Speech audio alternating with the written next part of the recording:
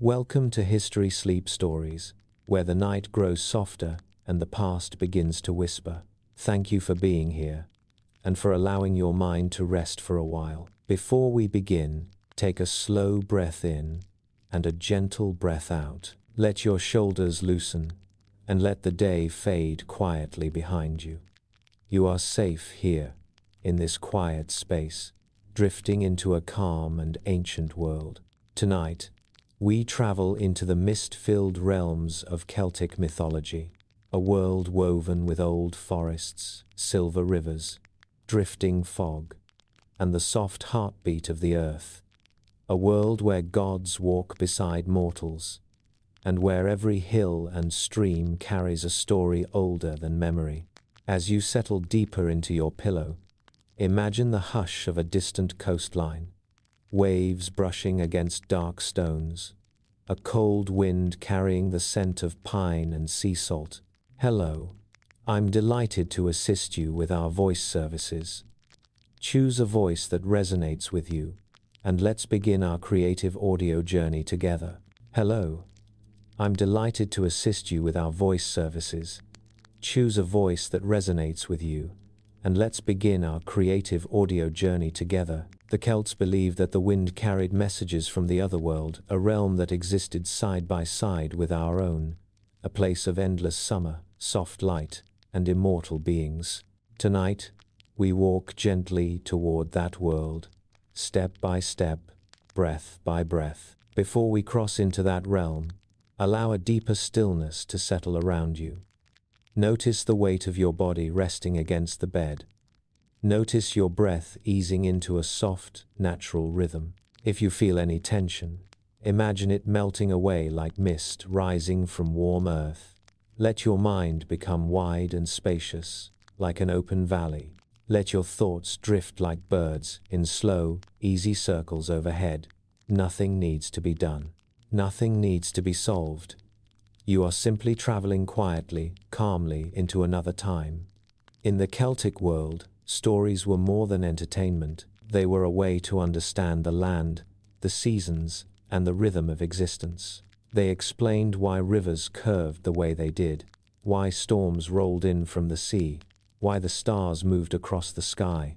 Every stone, every stream, every tree carried its own tale. And people listened with reverence, because stories were not separate from life, they were life. They shaped identity, memory, and meaning. Tonight, as you listen, let these stories wrap around you like a warm blanket. Let them settle you, soothe you, and carry you gently into sleep. Long before written history, the Celts wandered across great stretches of Europe. Their world was carved by forests, rivers, and mountains that shaped their beliefs. They felt the earth breathing beneath their feet. They felt the sky shimmering above them. They sensed the presence of unseen forces in everything. To them, the world was alive, awake, and listening. And because of that, they listened back, with devotion, with wonder, with gentle respect. Imagine walking along an ancient forest path now. The trees rise tall on either side, their branches woven into a canopy of deep green. Light filters through in soft, trembling beams. The air is cool and smells of moss and river water. Every footstep is cushioned by fallen leaves. Somewhere in the distance, a small brook murmurs quietly. Listen closely. Its voice is calm and steady, like a lullaby whispered by the earth. The Celts believed streams like this were sacred, watched over by goddesses of healing and purity. Many travelers would kneel beside the water, dip their fingers in, and offer a silent prayer. Tonight, you stand by such a stream, and as you listen to its gentle sound, your breath falls into harmony with it. Soft, slow, peaceful. Hello, I'm delighted to assist you with our voice services. Choose a voice that resonates with you, and let's begin our creative audio journey together. Heroes who fought for honor and faced impossible fates. Queens who rode horses of white silk. Children born of prophecy and starlight. battles fought under skies streaked with magic and mist. But for now, there is no need to hurry. My voice will guide you. The story will unfold naturally, like a flower opening at dawn. All you need to do is rest. Notice your breathing again, soft, slow, effortless. With every breath, your body becomes heavier, your mind becomes lighter, your heart becomes calmer. Like a stone sinking gently into still water, you drift deeper into quiet, deeper into comfort, deeper into the embrace of night. Above you, the stars begin to appear one by one. They shimmer faintly at first, then glow brighter against the deep indigo sky.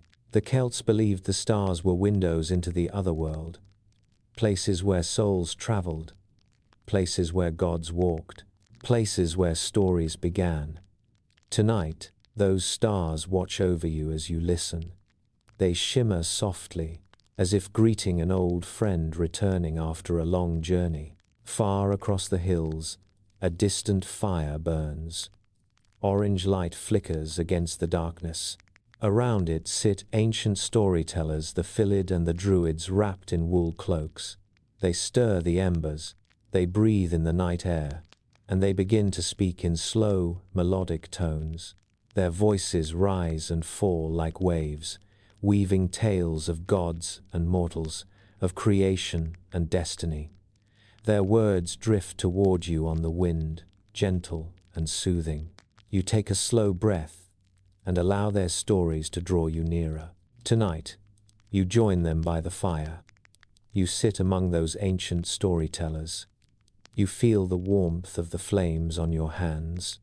You hear the quiet rustle of the grass beneath you. The night wraps around you like a soft cloak, and as the fire crackles, the story begins. This is the entire story of Celtic mythology, a journey through mist, memory, and magic, a journey into the heart of an ancient world, a journey meant to calm your breath, ease your mind, and guide you gently into sleep. Take one last soft breath in and exhale slowly. Let go of the day. Let go of thoughts. Let go of everything except this quiet moment. The story is ready now, and you are ready too. Close your eyes if you wish. Let the night cradle you, and drift with me into the world of the Celts. In the quiet cradle of early Europe, long before written memory, a culture began to stir. A culture carried by wandering tribes, whispered through forests, and buried beneath ancient soil. A culture that would one day become the Celtic world. To understand their myths, we must first return to where their story truly began. To the old lands, to the cold earth, to the first echoes of the Hallstatt world. Imagine now that you are walking slowly through an early morning mist. The air is cold enough to kiss your skin with dew. Everything around you is wrapped in silver haze. The silence feels ancient, as though the land itself has paused to breathe. Ahead lies a gentle slope leading to a forgotten burial ground, a Hallstatt cemetery. One of the oldest places where the Celtic identity began to take shape. If you listen closely, you might almost hear the faint clatter of bronze and the whisper of horse harnesses, the sounds of a people beginning to define themselves. The Hallstatt culture emerged more than 3,000 years ago. It lived between the fading glow of the Bronze Age and the first sparks of the Iron Age. It was here that the early threads of Celtic civilization were spun. Traders traveled across mountains, carrying salt, metal, and stories. Warriors carried polished bronze swords that glinted like warm sunlight. Artisans shaped tools with curiosity and pride. Communities grew around salt mines and fertile valleys, and among these people, a new identity slowly, quietly took form. Walk deeper into the mist with me. We approach a burial mound. The grass is damp beneath our feet. The stones are cool to the touch.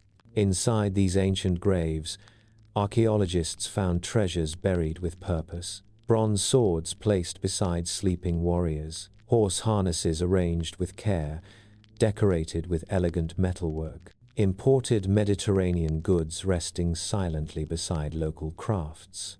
Each object tells us something about the Hallstatt people, their journeys, their trade, their beliefs, and their connection to a world beyond the living. To them, a burial was not an end. It was a continuation, a quiet passing from one world into the next. Every object placed beside the dead had meaning. A sword to protect them, a cup to nourish them, a brooch to identify them, a horse harness so they could ride into the otherworld with dignity. These people believed that nothing of value ended with life. Instead, life flowed forward gently into another realm. Let yourself imagine the scene. A small community gathers beneath a pale sky. A fire burns softly at the center of the ceremony. Women wrap the deceased in woven cloth. Men carry bronze spears polished until they shine like amber. Children stand close to their parents, watching solemnly. The air is still, except for the occasional cry of a distant raven. When the final object is placed beside the body, a murmur passes through the crowd, a soft farewell, a wish for safe passage, a hope that the spirit finds calm in the world beyond. Then, slowly, soil fills the grave. The fire dims, the mist gathers again, and the story of this person becomes part of the land. The Hallstatt world teaches us the earliest lesson of Celtic belief, that life is a circle, that death is not a closing, but a crossing, that the earth itself carries memory, and that objects humble or grand hold a spirit that can travel with us. Hello, I'm delighted to assist you with our voice services. Choose a voice that resonates with you, and let's begin our creative audio journey together. Hello. I'm delighted to assist you with our voice services. Choose a voice that resonates with you, and let's begin our creative audio journey together. Their cloak moves softly with the breeze. In their hands, they hold a bronze shield adorned with spirals and beasts. The figure kneels, touches the metal one last time, then bends it with steady hands, not violently, but gently, respectfully. The shield groans faintly as it changes shape, and in that moment, it is released. The figure places it upon the water. The shield drifts, shimmering, before sinking into the depths. A quiet offering, a promise, a passage. This was how the Latin Celts honored their craft. They believed beauty should not be bound forever, that even art deserved freedom, that everything, objects, animals, people, was part of a continuous flow between worlds. You sense now how different this world feels from modern life. Nothing is separate, nothing is discarded. Everything belongs to the rhythm of nature, which brings us to the most profound foundation of Celtic culture, the natural world itself. Take a slow breath and imagine the landscape stretching endlessly before you. Deep green forests whispering with hidden life, streams curling like silver threads across the land, rolling hills covered in soft mist, rivers that shine beneath the moonlight. To the Celts, nature was not a backdrop, it was a living presence, a companion, a guide, and sometimes a god. They did not build towering temples of marble. They did not carve idols into mountains. Their sacred places were the places where the earth already breathed. A glade where sunlight fell gently between the leaves. A spring that flowed clear and cold. A hill that seemed to hum with quiet power. A river whose currents felt like the pulse of the world. In these spaces, they worshipped not by grand declaration, but by listening. Hello, I'm delighted to assist you with our voice services. Choose a voice that resonates with you, and let's begin our creative audio journey together. They reach down, letting water run through their fingers. They whisper a soft prayer.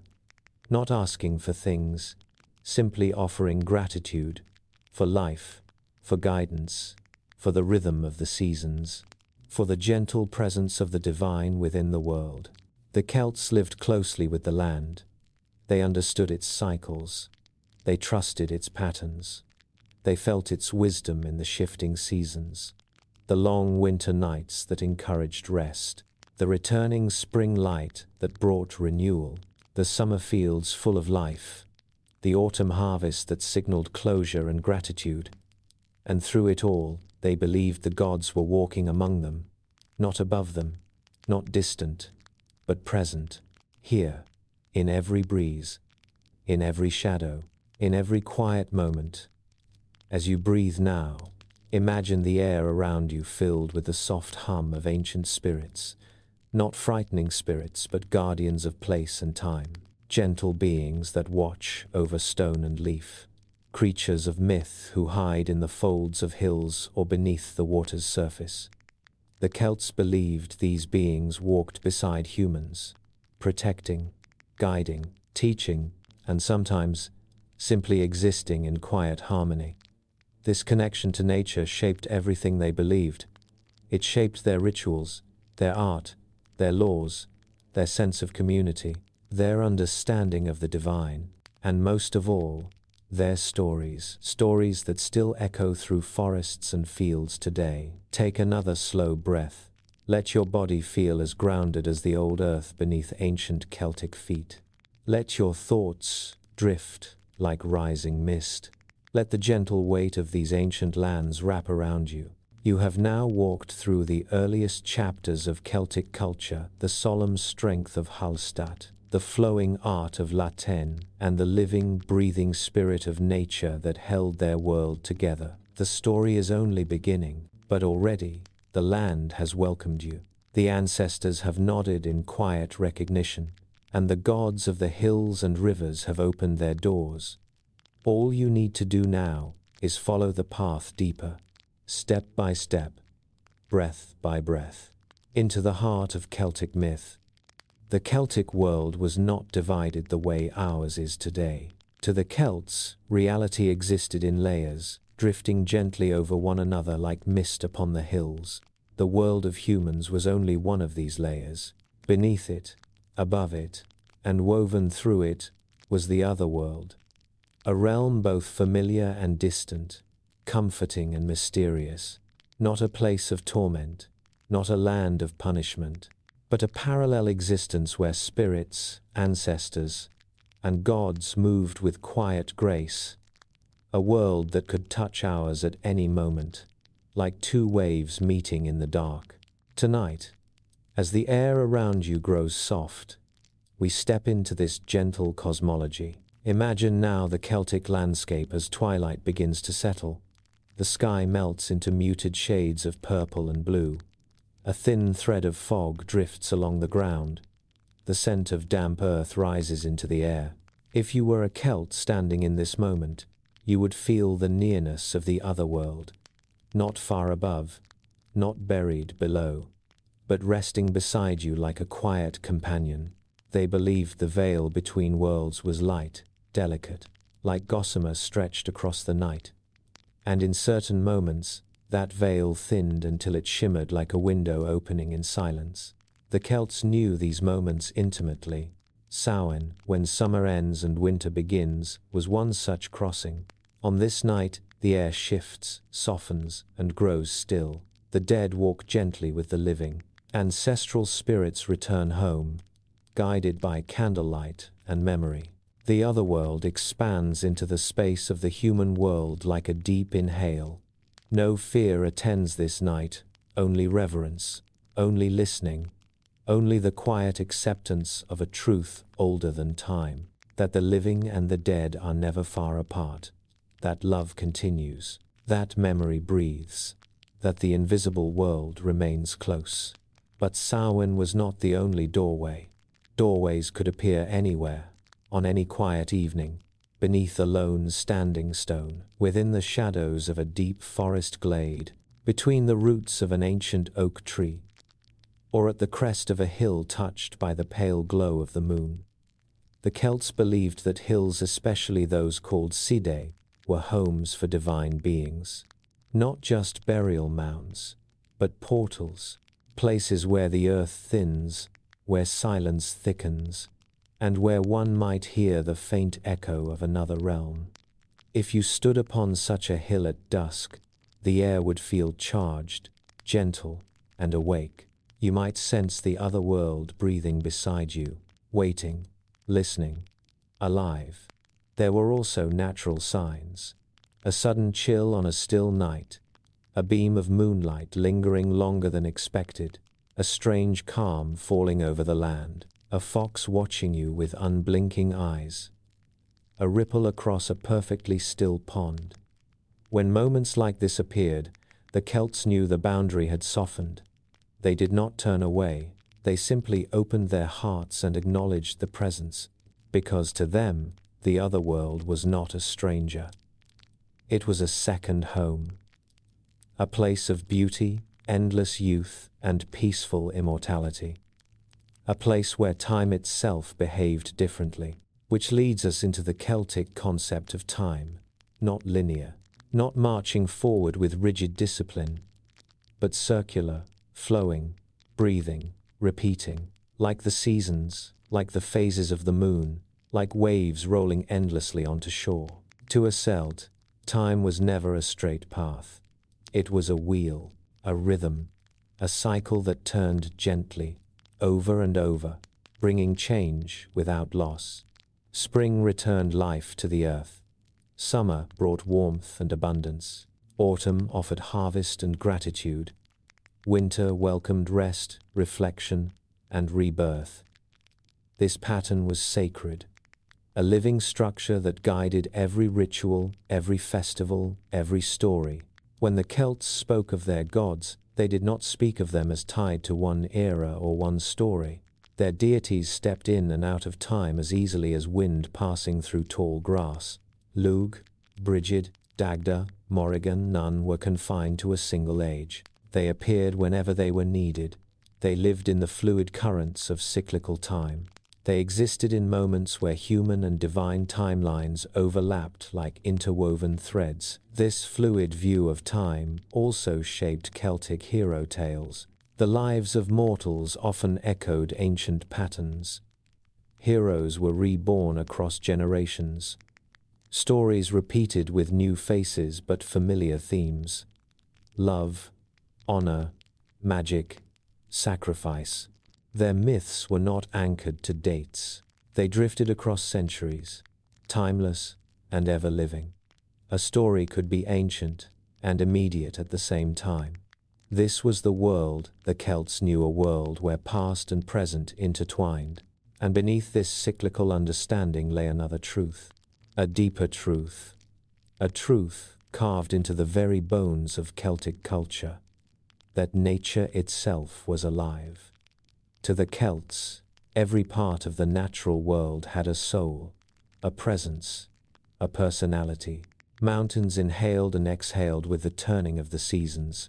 Rivers laughed, mourned, and whispered, each with its own unique temperament. Forests held memories older than empires. Trees whispered ancient secrets to those who listened long enough. Stones absorbed the voices of ancestors and warmed themselves in the sun like living creatures. Nothing was inanimate. Nothing was silent. Everything breathed. Take a moment to imagine a Celtic mountain. The slope rises slowly toward the clouds. Heather and wild grass ripple like waves across its sides. Wind drifts gently up the hill, humming a low, steady tone. The Celts believed such mountains were sentient.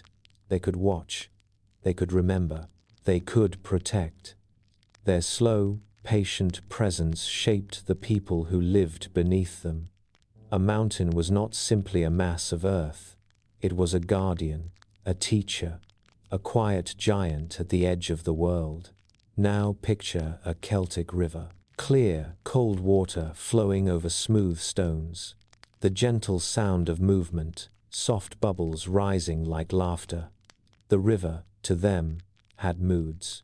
There were days when it ran quick and joyful, days when it slowed to a thoughtful crawl, days when storms swelled its banks and the river roared with a wild voice. They spoke to rivers, they prayed at their edges. Hello, I'm delighted to assist you with our voice services. Choose a voice that resonates with you, and let's begin our creative audio journey together. Druids walked these groves with reverence, sensing the presence of the divine in every leaf. They believed forests remembered every footstep, every whisper, every prayer spoken beneath their branches. Even the wind was alive. It carried voices from the otherworld. It moved with personality, sometimes playful, sometimes mournful, sometimes full of warnings. A sudden gust could be a message. A warm breeze might signal blessing. A chill wind at dusk could mean the presence of a wandering spirit. The Celts listened, always, carefully, patiently, with a sense of participating in a world that was fully awake. This belief that nature had consciousness was not superstition. It was relationship. A gentle one, a respectful one. They lived in partnership with their land, not in domination. They saw themselves not as rulers of nature, but as children of it, born from the same earth. Hello, I'm delighted to assist you with our voice services. Choose a voice that resonates with you, and let's begin our creative audio journey together. In the first snowfall of winter, in the stillness between breaths, mystery was not a threat, it was comfort, it was beauty, it was truth. As the night deepens around you, let these Celtic beliefs cradle your mind. Let the otherworld drift close. Let the cycle of time wrap you like a warm blanket. Let the living spirits of nature watch over you. Let the hills breathe softly. Let the rivers hum gentle melodies. Let the forests whisper their ancient wisdom. You are part of this world now. You walk within its rhythm. You breathe with its pulse. You rest within its quiet, sacred mystery. And as you settle deeper into this calm, the path ahead opens, a path that leads to the heart of the Celtic gods. But for now, stay here a moment longer. Feel the closeness of the otherworld. Feel the softness of cyclical time. Feel the life within nature as it wraps around you. Your journey continues soon, but in this breath, in this moment, in this quiet, you are exactly where you need to be. In the quiet tapestry of Celtic belief, the gods did not dwell in distant heavens. They walked among shadows and sunlight. They moved with the rhythm of rivers and wind. They revealed themselves gently, like soft rays filtering through ancient mist. Each deity was not an absolute force, but a presence woven delicately into daily life. To speak of the Celtic gods is to step into a fog-laced meadow at dawn, a place where shapes shift, edges blur, and divinity glows with subtle warmth. Tonight, as your breath grows slower and your mind begins to drift, we walk softly into that meadow. We invite the gods of the Celts to appear, slowly, one by one, their footsteps barely touching the ground. First comes Lugh, the radiant one, the bright-faced god whose presence feels like sunlight settling across your skin. He is the master of every art, every craft, every skill known to mortals and immortals alike. Warrior, poet, musician, blacksmith, healer, king. No single title contains him. He is brilliance itself, shining, inspiring, guiding. Imagine him now, stepping through a silver curtain of early morning fog. He moves with quiet confidence. His hair glows with the pale gold of the rising sun, not blinding, but warm, soft light that gently opens the eyes of the world. His face is calm, youthful, and filled with purpose. In his hand, he carries a spear of perfect balance, a spear that never misses its mark, a spear that hums softly with magic, like distant bells ringing beneath the earth. This spear is not a weapon of cruelty. It is a symbol of precision, of excellence, of devotion to mastery. Everything Lu touches becomes sharper, purer, more refined. Stand with him for a moment. Feel the calm confidence radiating from him. Feel the warmth of his presence, not fierce like fire, but steady like a long summer afternoon. He is the promise of possibility, the whisper that you can grow, improve, create, and rise. To the Celts, Lu was a reminder that skill is sacred, that talent is a form of worship, that learning and craftsmanship open doors into the otherworld. And once every year, the Celts honored him in a festival of light and harvest, Lughnasadh, the gentle turning of the seasons as summer begins its slow transformation into autumn, a time of ripened fields, warm wind, first fruits gathered with gratitude, families walking through golden meadows as the sun dips toward the horizon, stories told around flickering fires, songs drifting across hills like lanterns floating in the air.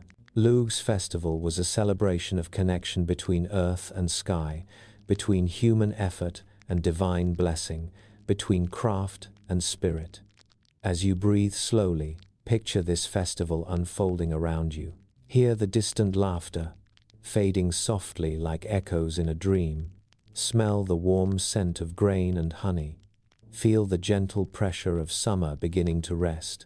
This is Lu's world, glowing, skillful, full of quiet success. And as you stand near him, wrapped in the warmth of his presence, he lifts his spear gently. Its light flickers like a soft sunrise behind closed eyes. Then he steps back into the mist, returning to the realm where inspiration sleeps. Now, a new warmth enters the air. Not the warm gold of Lugh's sunlight, but the deep, comforting glow of a small flame in the dark. It flickers softly, steady but gentle, like a candle burning beside a bedside table. And from that flame, Brigid appears. Brigid, whose name carries the resonance of brightness and power. Brigid, the triple goddess maiden of poetry, mother of healing, matron of the sacred forge. She is warmth in all its forms, the warmth of creativity, the warmth of health, the warmth of fire that shapes metal and destiny alike. See her now, walking slowly from the shadows. Her hair glows with the soft color of embers at midnight.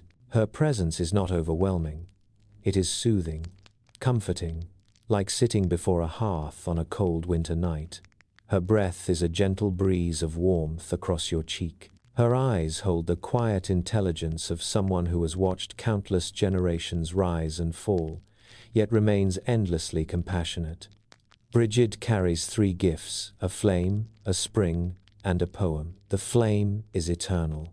It has burned for centuries in her honor, tended by priestesses, later by nuns, and always by those who feel the spark of creativity in their hearts. Its glow is soft but unwavering. Its warmth is kind.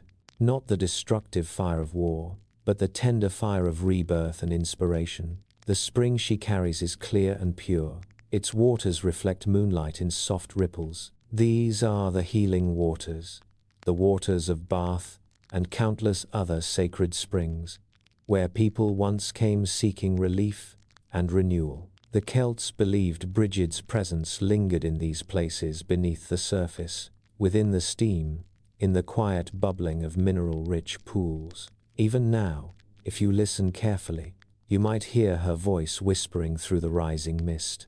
And the poem, this is the gentlest of her gifts, a soft string of words, flowing like a lullaby.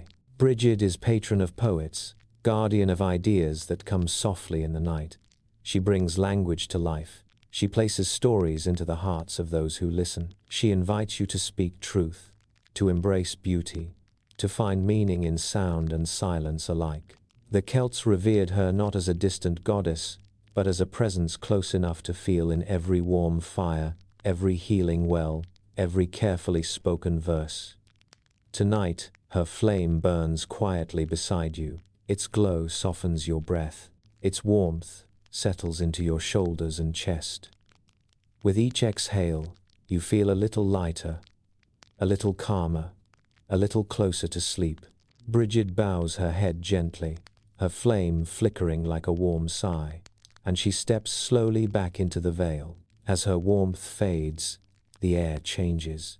It grows cooler, earthier, still, but alive. A deep silence falls, a silence that feels like the breath a forest takes just before dawn. From this silence, Cernunnos emerges. Cernunnos, the horned one, guardian of the wild, master of animals, symbol of life, death, and rebirth. He is not a god of fear. He is a god of balance, the steady, natural pulse of the earth. See him now, seated cross-legged on a bed of moss, tall, calm, ancient. His antlers rise above him like branches from a sacred tree. Each one symbolizes renewal, the cycle of shedding and regrowth, the never-ending turn of seasons, the persistence of nature through all ages. His eyes are deep, quiet pools of forest shadow. His hands rest gently on his knees. His posture is one of stillness, a stillness so complete that the forest seems to breathe with him. Take a slow breath now, in time with Cernunnos. Feel your chest rise and fall gently. Feel your body grow heavier. You are safe in this forest, protected, watched over without judgment. This is his gift, stillness that calms the heart, silence that soothes the mind, presence that steadies the spirit. Animals gather near him. A stag steps gracefully from behind a tree, its coat shimmering like a soft brown river. A wolf sits at his side, its breathing slow and deep. Birds settle on branches overhead, their feathers ruffling softly in the cool air. Every creature knows Cernunnos. Every creature trusts him. He is the pulse of nature, the hum beneath the world, the quiet law that holds the forest together. When he lifts his hand, you feel a wave of calm move through your body. It is like sinking slowly into warm earth, like listening to the soft rustle of leaves, like drifting into sleep with the sound of distant rain. Cernunnos does not speak. His silence is the language of nature itself, the language of branches bending in the wind, of roots spreading deep, of rivers moving steadily toward the sea. Stay with him a moment longer. Let the quiet deepen. Let the gentle rhythm of the forest slow your thoughts. Let sleep brush against your mind like soft fur. When you are ready, Cernunnos lowers his gaze. He slowly dissolves into the green shadows, leaving behind a lingering sense of safety. And now, through the mist, other Celtic deities begin to appear. Not with dramatic force, but with delicate presence, like shapes forming in morning fog. First comes Cernunnos, the god of thunder and the cosmic wheel. But he does not arrive with roaring storms or blinding lightning. Instead, he approaches like a distant rumble across a peaceful valley, a soft vibration in the air, a low, steady pulse beneath your feet. He carries a great wheel, symbol of the sky, symbol of movement, symbol of cosmic order. His presence is firm but calming, a reminder that even the sky has patterns, cycles, and a gentle logic behind its storms. He is the quiet thunder that rolls you toward deeper sleep. Next comes Tuatha Dé Danann, the protector of tribes and families. His steps are quiet but strong. His presence feels like a warm blanket around your shoulders. He watches over travelers. He guards homes. He stands at the edge of every village, an unseen sentinel. Tonight, he stands near you, his gaze soft, his posture reassuring. He asks nothing, expects nothing, only offers protection as you drift into deeper rest. Then emerges Isus, god of the sacred trees and the cycle of growth. He moves like a whisper through branches. His hands are stained with sap and earth. His breath carries the smell of pine needles and rain. He cuts, but only to renew. He prunes, but only to strengthen. He understands the way all living things must change to flourish. In his presence, you feel yourself gently shedding old burdens, Just as a tree sheds leaves before winter, you feel lighter, more open, more ready to drift into the quiet unknown of sleep. And finally, the mother goddesses appear. They come not as individuals, but as a comforting chorus, 3 figures, 3 faces, 3 forms of nurturing presence. One holds a basket of fruit, one cradles a newborn child, one carries a loaf of freshly baked bread. They represent abundance, fertility, protection, and love. Their presence feels like resting in someone's gentle embrace, warm, safe, complete. Their voices are soft murmurs, like lullabies sung across centuries. They remind you that you are cared for, that the world can be tender, that you are allowed to rest without fear. All the gods now stand around you, not in a circle of power, but in a ring of quiet guardianship. Their forms glow faintly in the mist, soft outlines in the dreamlike air. Lu's golden radiance, Brigid's warm flame, Cernunnos green stillness, Taranis low thunder, Tuatha's protective presence, Essus earthy whisper, the mother goddess's gentle comfort. Together they create a sanctuary, a place where sleep is sacred, where rest is holy, where dreams are guided gently by divine hands. As you stand among them, your breathing slows, your thoughts soften, your muscles loosen. You feel the weight of the day fall away, like leaves drifting from autumn branches. The gods begin to fade, but not disappear. They recede into the otherworld, their forms dissolving into soft spirals of mist. Yet you feel their presence linger, warm, steady, reassuring. They remain near you, watching over you as you drift. You are safe, you are held, you are guided, and as the mist thickens gently around you, the night deepens. The air grows softer, your eyes grow heavier, your mind drifts like a quiet boat across a still lake. This is the realm of the Celtic gods, peaceful, ancient, and close. And within their calm embrace, you begin to sink deeper and deeper into the soothing world of sleep. In the quiet world of the Celts, where mist drifted across valleys and forests whispered secrets to the night, there existed a group of people whose presence was both revered and mysterious. They were the Druids, guardians of memory, keepers of ritual, bridges between the mortal world and the otherworld.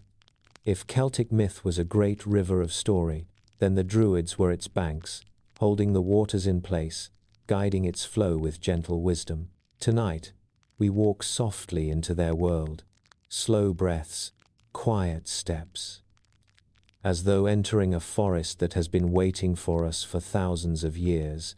Imagine now a vast grove of ancient oaks. Their branches stretch high, meeting one another like the arches of a natural cathedral. Light filters through the leaves in trembling green waves. The air smells of moss, soil, and quiet rain. This is where Druids taught their students, not in stone classrooms, not behind closed doors, but beneath the open sky, surrounded by the living spirits of the world they served. The path beneath your feet is soft with fallen leaves. Birds murmur gently overhead. You hear the faint trickle of a distant stream. And in the center of the grove, a group of young pupils sit cross-legged on the ground, listening intently. Their teacher, a druid elder with hair like winter frost, speaks in a slow, steady voice. Each word flows like water, smooth and calm. No parchment lies before him, no ink, no carvings on stone. The knowledge he shares is carried entirely in memory. For 20 long years, druid students trained. They learned the great cycles of mythology, tales of creation, of gods, of heroes, of cosmic balance. They learned the laws that govern their people, laws rooted not in punishment, but in restoration, harmony, and honor. They learned the rituals that kept the world in rhythm, the blessings for birth, the songs for harvest, the rites for mourning, the ceremonies for crossing into the otherworld. They memorized everything, line by line, word by word, not because they could not write, but because they chose not to. The Druids believed that writing weakened knowledge, that sacred truths, when placed onto cold surfaces, lost a part of their living essence. Words were meant to breathe, to move, to pass from mouth to ear like warm wind, to shimmer in the air for a moment and then settle into memory. Knowledge was sacred because it lived, and so, for centuries, the Druids carried their entire tradition in their minds and voices. This was their power, a power deeper than any sword, a power that shaped Celtic life. Sit quietly with them beneath the oak trees.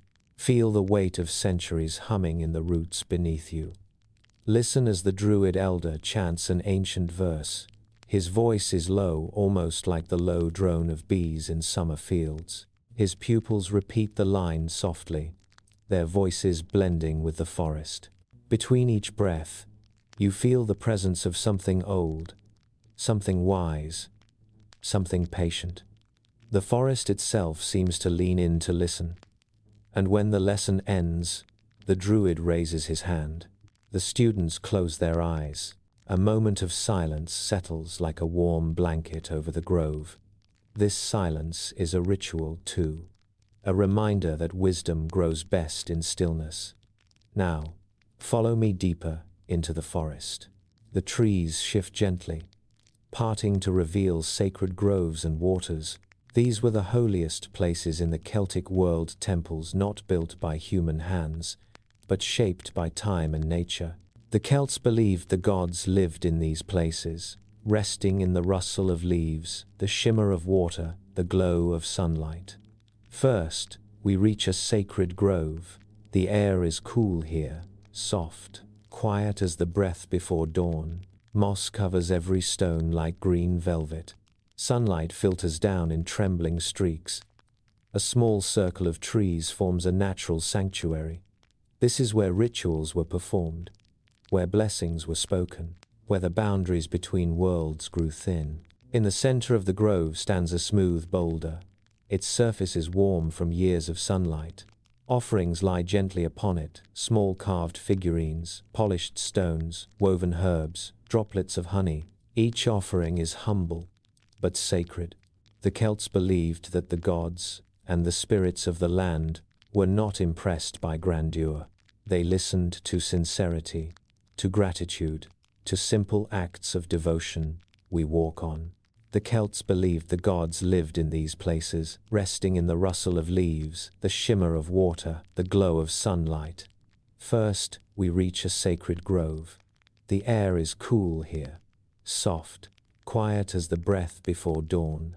Moss covers every stone like green velvet. Sunlight filters down in trembling streaks. A small circle of trees forms a natural sanctuary. This is where rituals were performed, where blessings were spoken, where the boundaries between worlds grew thin. In the center of the grove stands a smooth boulder. Its surface is warm from years of sunlight. Offerings lie gently upon it, small carved figurines, polished stones, woven herbs, droplets of honey. Each offering is humble, but sacred. The Celts believed that the gods and the spirits of the land were not impressed by grandeur. They listened to sincerity, to gratitude, to simple acts of devotion. We walk on. He whispers a prayer too soft to understand, yet soothing in its rhythm. Then he bends the blade with both hands, not violently, but with care, as though helping it shed its earthly shape. He places the blade into the water. It sinks gradually, leaving only gentle ripples that fade into silence. A message has been delivered. A connection has been honored. The otherworld has been touched. Even today, when archaeologists lift such objects from lake beds, they find them resting peacefully, coated in silt, embraced by time. A quiet reminder of centuries of devotion. Now, Walk with me into the heart of Celtic ritual life, the festivals that marked the turning of the year. These festivals created a breathing pattern for the Celtic world, a rhythm of light and dark, of growth and rest. Each season had its own magic, its own energy, its own doorway into the otherworld. He whispers a prayer too soft to understand, yet soothing in its rhythm. Then he bends the blade with both hands, not violently, but with care, as though helping it shed its earthly shape. He places the blade into the water. It sinks gradually, leaving only gentle ripples that fade into silence. A message has been delivered. A connection has been honored. The otherworld has been touched. Even today, when archaeologists lift such objects from lakebeds, they find them resting peacefully coated in silt, embraced by time. A quiet reminder of centuries of devotion. Now, walk with me into the heart of Celtic ritual life, the festivals that marked the turning of the year. These festivals created a breathing pattern for the Celtic world, a rhythm of light and dark, of growth and rest. Each season had its own magic, its own energy, its own doorway into the otherworld. As winter deepens, the world grows still. Trees stand bare, silent against the cold air. Streams freeze in slow, glassy curves. Nights stretch long and quiet, but within the quiet, something stirs.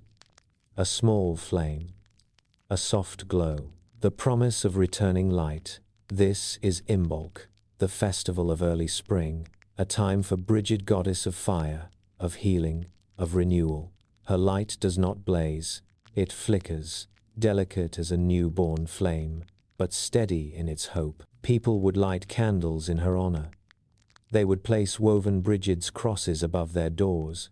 They would visit wells where water bubbled gently from the earth, blessing themselves with cold drops believed to carry her healing touch. Imbolc is the breath before spring, a moment of awakening, a whisper that life returns.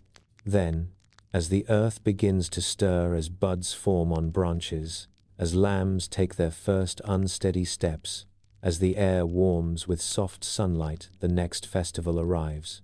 Beltane. This is a festival of fire. Not the small, steady flame of Imbolc, but tall, dancing fires lit at dusk, their sparks rising into the deepening sky like golden stars. Beltane marks the coming of summer, a time of fertility, a time of growth, a celebration of the earth's blossoming energy. Cattle were driven between two fires for protection. Couples danced around maypoles, their ribbons weaving patterns of joy and unity. Flowers adorned doors, windows, and hair. Laughter filled the air like bird song.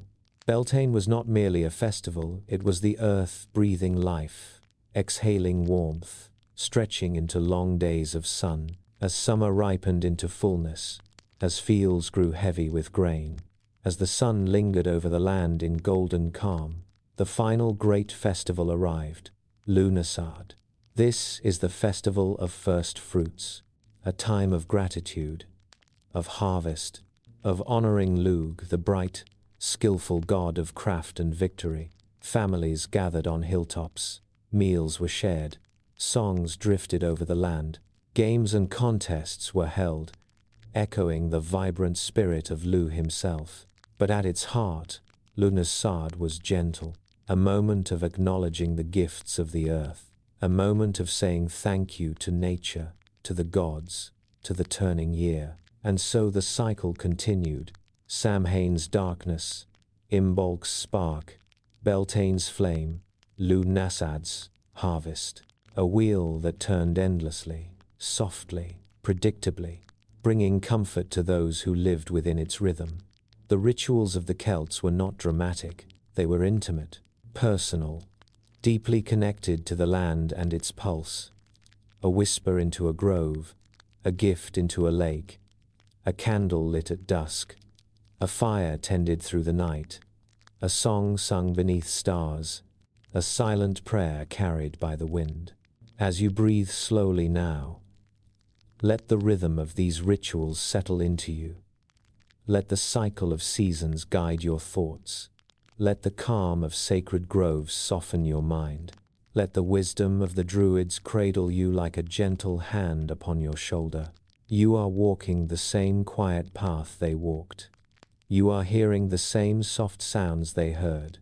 The rustle of leaves, the murmur of water, the heartbeat of the earth beneath your feet. And as your breath grows deeper, your eyelids grow heavier, and your body grows still, you sink into the soft embrace of Celtic night. The rituals continue around you, fires flickering softly, water shimmering under moonlight, forests humming with timeless life. The Druids watch from the shadows, their faces calm, their voices low. They keep the world in balance. They keep the stories alive. They keep the doorways between realms open.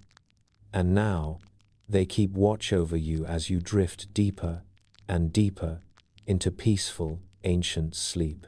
As the rituals fade gently into the quiet night, and the flames of ancient festivals grow dim behind us, the world of Ireland begins to unfold like a soft dream.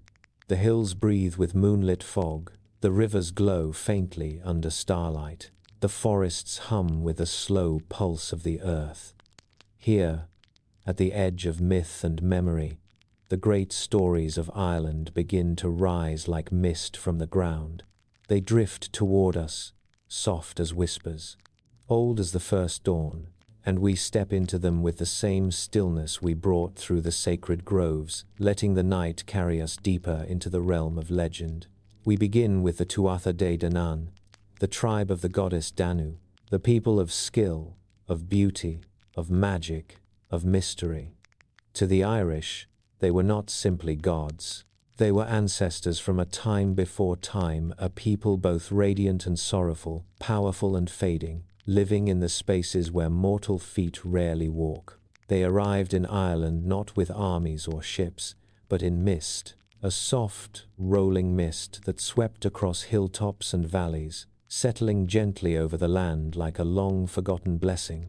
Some say the mist hid their approach. Others say the mist was their very bodies, light, ethereal, shifting, not entirely bound to the physical world. Imagine them now, stepping slowly from that pale fog, tall, graceful, shimmering with quiet magic. Their cloaks flutter like soft petals in a breeze. Their eyes glow faintly with knowledge carried across realms. They walk with a calm rhythm, unhurried, as if time bends around them rather than pushing them forward. Each of them carried one of the four great treasures of their people.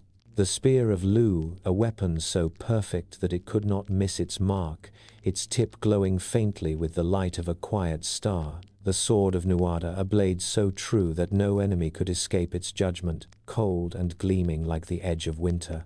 The cauldron of Dagda, vast, bottomless, offering endless nourishment, a symbol of abundance and care. And the stone of destiny, the Leophile, a stone that cried out beneath the true king, its voice rising from the earth like a sacred echo. These treasures pulsed softly in the fading mist, as if the land itself welcomed their power. The Tuatha Dé Danann came not to conquer but to belong. They came to shape the rhythm of Ireland's magic, to weave themselves into the breath of the land, and for a long while they lived in harmony, their presence felt in the golden dawn, in the quiet of deep wells, in the music of the wind. But the land was not empty of challenge, for another race lived across the sea and in the shadows of the world. The Fomorians, a people of storm and chaos. Their presence was heavy like the pressure before a storm. Their eyes glinted with wild hunger. Their bodies were sometimes described as distorted, sometimes merely strange, but always carrying an energy of something untamed. Where the Tuatha brought craft and beauty, the Fomorians brought raw force and unrest. Where the Tuatha created harmony, the Fomorians introduced imbalance. Two worlds, two energies, two rhythms that could not remain separate for long. And so the first battle of Mag Tuatha arose, not with fiery violence, but like a quiet storm entering an old dream. The grass was soft beneath their feet. The sky was heavy with grey cloud. A mist hung low over the battlefield, blurring shapes into soft silhouettes. Even the sounds seemed muted, as though the world wished to cushion the clash, to cradle both sides in a blanket of silence. The Tuatha Dé Danann stood in calm formation, their faces serene, their treasures glowing faintly. The Fomorians approached like shadows against the mist, their forms shifting in strange rhythms, their breaths echoing like distant thunder. The battle unfolded slowly, as if the world were remembering an ancient story and reciting it through movement rather than sound. Blades met quietly, spears glimmered through fog, steps pressed gently into damp earth. It was not a clash of rage, but a slow dance between two ancient forces, neither seeking total destruction but equilibrium, a balance that the world required. In the end, the Tuatha Dé Danann emerged as the gentle victors, but their victory was not triumphant. It was thoughtful, still, a soft turning of a greater cycle. They continued to rule with care and magic, their footsteps leaving luminous traces on the land. But the Fomorians were not finished. Not yet. In the deep folds of the world, chaos continued to gather, preparing for a second confrontation. Time drifted forward like a slow tide. Nuada, the king of the Tuatha Dé Danann, had lost his arm in the first battle, and though a silver arm was crafted for him, a marvel of divine skill, he could no longer hold the throne. Leadership passed briefly, but it was clear that another would soon rise. That other was Lugh, the shining one, the many-skilled one, the child of prophecy. He came to Tara, the seat of kings, with quiet confidence, carrying mastery in every craft that existed. Poet, warrior, fighter, musician, magician, historian. He stepped before the court like a faint ray of dawn piercing through fading night, and they recognized him, not by his titles, not by his skills, but by the quiet certainty in his presence. He was the one who would lead them. The second battle of Mag Tued unfolded under the guidance of Lugh. But even here, even in the rise of conflict, the story holds its softness. There was no frenzy, no rage, only the gentle necessity of balance being restored. Before the battle, Dagda the Great, warm-hearted father figure of the Tuatha, walked to a riverbank. There he met Morrigan, the goddess of prophecy, the whisperer of fate. She stood with her clothes dark as ravens' wings, her hair drifting in the wind like a veil of night. Dagda greeted her with quiet reverence. She spoke softly, a murmur carried by the wind, telling him of the battle's shape, of tides turning, of the victory that could come. Her voice was not sharp or fearsome. It was low, mysterious, a lullaby of destiny, a gentle promise, a quiet warning, a thread of future woven into the air between them. And when she finished, Dagda bowed his head as though accepting a peaceful truth. The battle itself felt like a long dream, shapes moving through swirling mist, weapons glimmering like stars buried beneath fog, the earth absorbing each step with steady patience. Lugh shone at the center, his presence calm and certain. He did not rage. He simply moved with purpose, guiding his people like a lantern guiding travelers through a dark forest. Slowly, softly, the tide of battle turned. The Fomorians faltered, their chaos quieted, the balance shifted, and the Tuatha Dé Danann emerged once more with gentle triumph. But the world is always changing, and even the greatest races are touched by time's quiet hand. After the Fomorians faded, another people arrived from across the sea, the Milesians, mortals, humans, carriers of new rhythms, new stories, new destinies. Their arrival marked the turning of another great cycle. The Tuatha Dé Danann saw this change with serenity. They understood that every age belongs to someone. That power, like seasons, must shift. And so, instead of clinging to their dominion, they stepped gently aside, not defeated, not diminished, simply transitioning, transforming, becoming part of something deeper.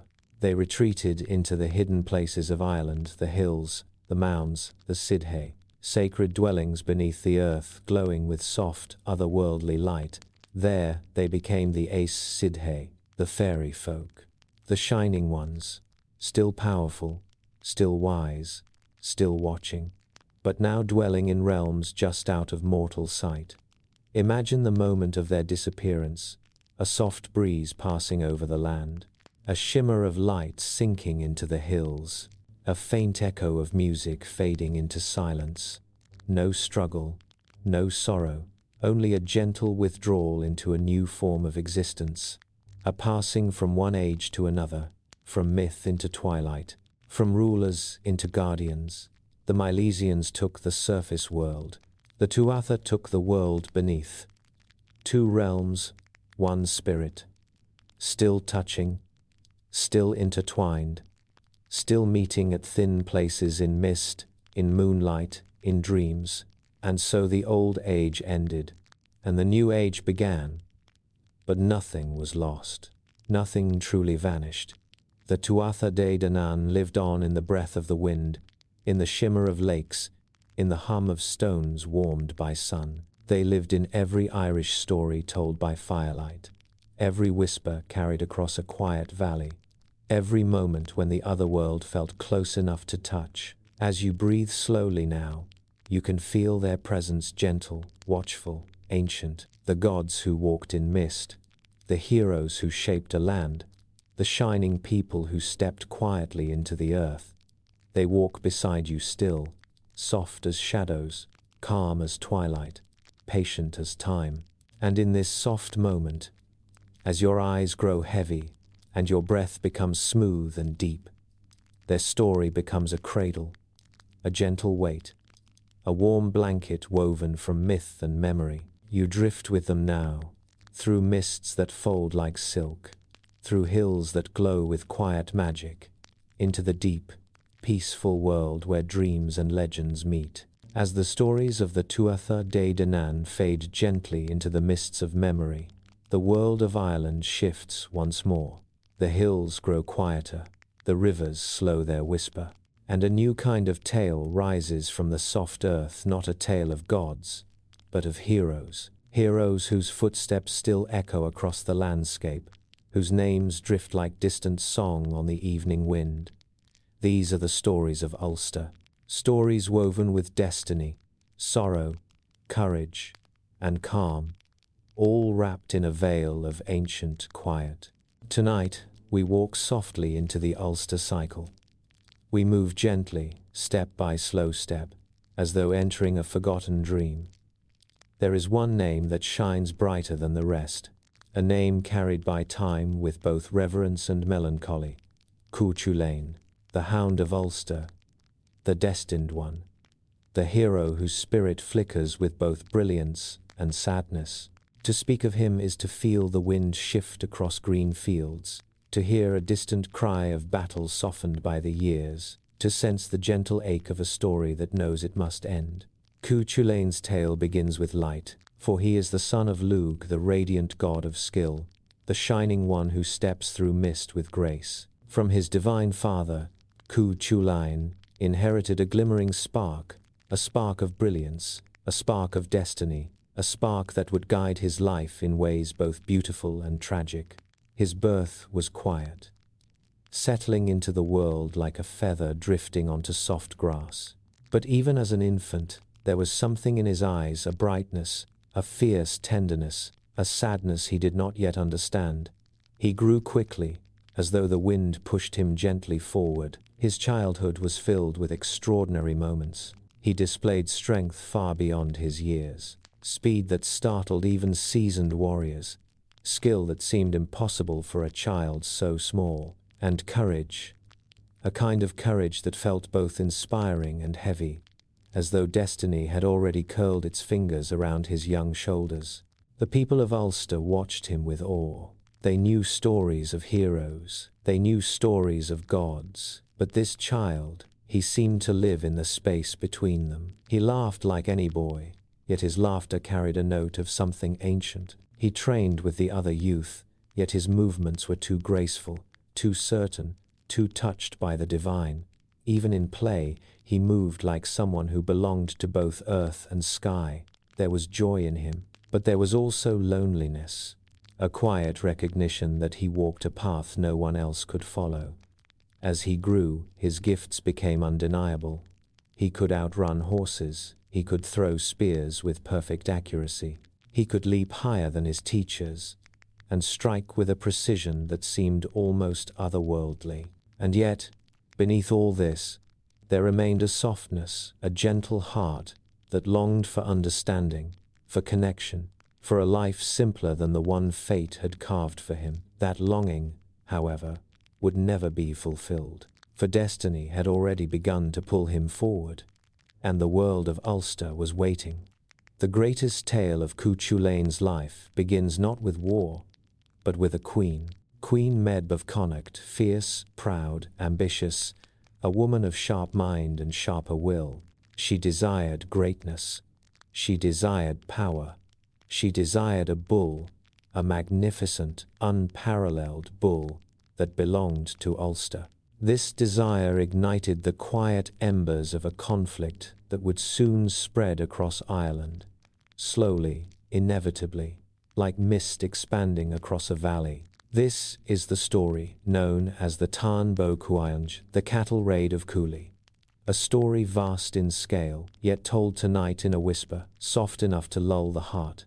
Medb gathered her armies. They marched across plains and hills, their footsteps thudding gently on the earth like the slow beat of a distant drum.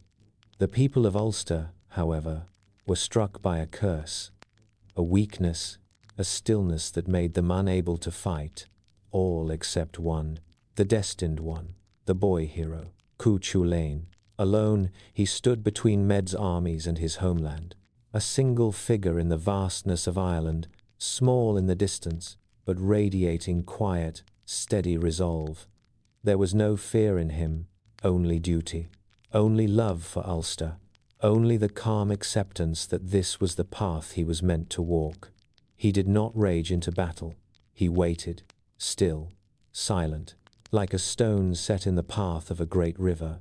Med's warriors approached, one by one, not in torrents, but in gentle waves, each challenger stepping forward at dawn to face the youth who guarded the border. And Cuchulainn met them not with fury, but with precision, the same precision that lit Luch's spear with purpose.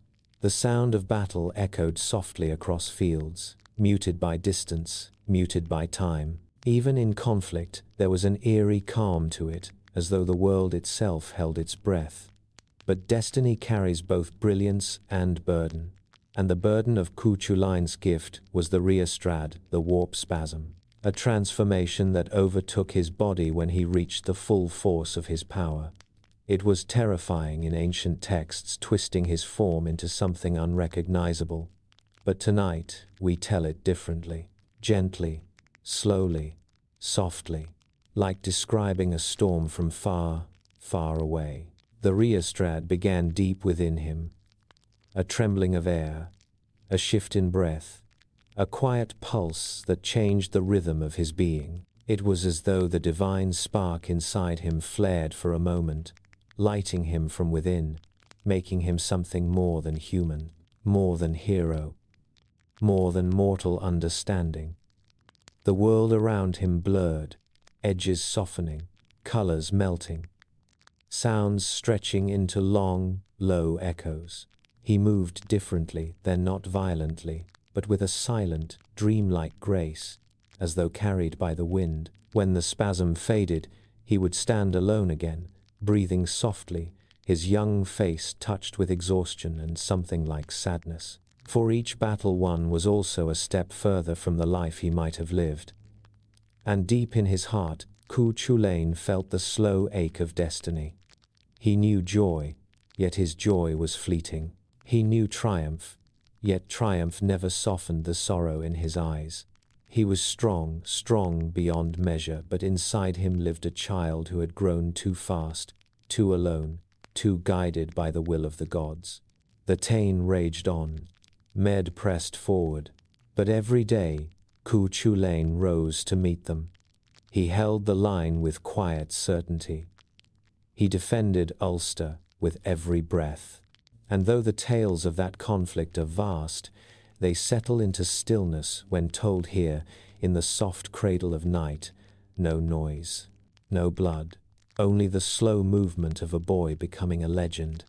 But legends too must one day rest. Cu Chulainn's end, his final chapter, comes like a long exhale, gentle, inevitable, woven with deep sadness, but also with peace. He was bound by Gais's sacred taboos that shaped his life. One day, fate arranged those taboos in ways he could not escape. He was forced to break a Gais, knowing what it meant, knowing what it would cost, but stepping forward anyway with the same quiet courage that guided him since childhood. His enemies gathered, a tide of steel approaching from the horizon. But Cu Chulainn did not crumble. He did not run. He did not fear. He stood in the tall grass, the wind brushing gently through his hair, the sky a soft gray above him. He tied himself to a standing stone so he would not fall, so he could face his final moments on his feet, so his enemies would see that even in death, he did not bow. The battle that followed was quiet, more like a fading memory than a clash of blades. Cu Chulainn fought with the last of his strength, each movement slow, measured, filled with the calm of acceptance. When his strength finally waned, he rested his head against the stone. His breath came soft, like the sigh of a sleeping child. The wind circled around him, gentle and cool, as if embracing him one final time. And then a silence, deep and long. The kind of silence that wraps the world after something sacred has ended. Into that silence, a raven flew. Black as midnight, silent as shadow. It landed on Cu Chulainn's shoulder, tilted its head, looked into his still eyes, and in that quiet moment, the hero's spirit slipped free softly, gently, like mist lifting from morning grass. Morrigan, the watcher of fate, the whisperer of endings, had come in the shape of that raven. She carried his soul into the realm where heroes sleep, into the otherworld where he would know peace for the first time in his short, brilliant, sorrow-touched life. The people of Ulster mourned him. The land mourned him. Even the wind seemed to carry a low, aching note for many days after. But in time, his story became part of Ireland's heartbeat, a soft pulse beneath the hills, a whisper in the old stones, a memory carried in the long grass. He lived on not as a warrior, but as a lullaby, a gentle, bittersweet echo that drifts through the country whenever the wind sighs across open fields. And now, as you breathe slowly in the quiet dark, you can feel him too, the boy hero, the destined child, the guardian of Ulster. He walks with you for a moment, calm, silent, a faint glimmer of starlight around his shoulders. Then he fades softly into the mist, leaving behind a gentle stillness, a peaceful emptiness, a quiet place for sleep. Hello, I'm delighted to assist you with our voice services. Choose a voice that resonates with you, and let's begin our creative audio journey together. Hello, I'm delighted to assist you with our voice services. Choose a voice that resonates with you, and let's begin our creative audio journey together. They taught him the softness of words, the beauty of silence, the way a single line of verse can shift the heart of the listener. Finn grew strong and gentle at the same time, a rare balance, forged in the stillness of nature. As he grew older, a deeper destiny began to stir. There was a tale whispered through Ireland of the salmon of knowledge, a fish that carried all the world's wisdom in its shimmering body. Whoever tasted it, even a single drop, would gain understanding beyond measure. This salmon lived in a quiet pool, fed by hazelnuts that fell from sacred trees above it. Those hazelnuts were filled with pure knowledge, and as the salmon ate them, their magic flowed through its scales, its flesh, its very being. One day, a poet druid named Finn Isis caught the salmon. He had searched for it for 7 long years. He brought it to the fire to cook, and young Finn McCool was told to watch over it, to turn it gently, to let it cook slowly. As he tended the fire, a small blister formed on the salmon's skin. Instinctively, without thinking, Finn pressed it down with his thumb. The hot juices touched his skin. He brought his thumb to his mouth, and in that small, quiet moment, wisdom settled into him like a soft dawn rising over still water. Finn Isis saw the change in the boy's eyes, the new light, the new understanding. He did not rage. He did not mourn. He simply bowed his head, recognizing destiny when he saw it. The salmon had chosen Finn, knowledge had chosen Finn, and from that day forward, when Finn needed insight, he placed his thumb against his teeth, and wisdom came to him like a gentle tide. With that gift, Finn stepped fully into his legacy. He became the leader of the Fianna, a band of warrior poets who lived in the wild, protecting Ireland, wandering its forests, sleeping beneath stars, following the rhythm of seasons rather than kings. They lived with freedom, with honor, with a tenderness for nature. Their fires crackled softly under moonlight. Their hunts were silent dances. Their songs drifted through the night like threads of silver. Yet even in leadership, Finn remained a creature of the wild. He preferred the company of trees to thrones, the sound of wind to the noise of courts. His heart belonged to the forest. His soul belonged to poetry. His destiny belonged to Ireland. But the Fenian cycle is not only Finn's. It belongs also to Oisin, his son, his pride, his most beautiful sorrow. Oisin, whose name means little deer, a name whispered into the wind as if shaping him from softness itself. Oisin grew tall and graceful, a warrior like his father and a poet even more gifted. He wandered with the Fianna, leaping across streams, running beside wolves, reciting verses that fell like gentle rain. His laughter brightened even the darkest winter day. He was beloved, cherished, a light within the wild. And it was Oisin who encountered one of the most enchanting figures in all of Irish legend. One day, as the Fianna rested on a sunlit hill, a figure approached on a horse as white as sea foam. The horse moved like a cloud drifting across the sky. Upon its back sat Niamh of the golden hair. Her hair glowed like sunlight woven with silk. Her eyes shimmered with the deep blue of distant oceans. She was both youthful and eternal, radiant and calm, a being not of the mortal world, but of the otherworld, Tir na Nog, the land of youth. She rode toward Oisin with a smile soft enough to quiet the wind. Her voice, when she spoke, floated over the grass like a lullaby. She told him she had loved him from afar, from dreams, from prophecies, from the quiet hope of her heart. She asked him to come with her to the land where time does not move, where sorrow does not grow, where youth does not fade. Tir na Nog, the land beyond the horizon, a place where every day is gentle, every night peaceful, every moment filled with soft, golden light. Oisin looked at her, and his heart lifted like a bird taking flight. He saw destiny in her gaze, not the heavy destiny of heroes like Cú Chulainn, but a destiny made of longing, of wonder, of quiet joy. He mounted her horse. The Fianna called his name, their voices trembling with both love and sorrow. But Oisin felt no fear, only hope. Only curiosity, only the beginning of something beautiful.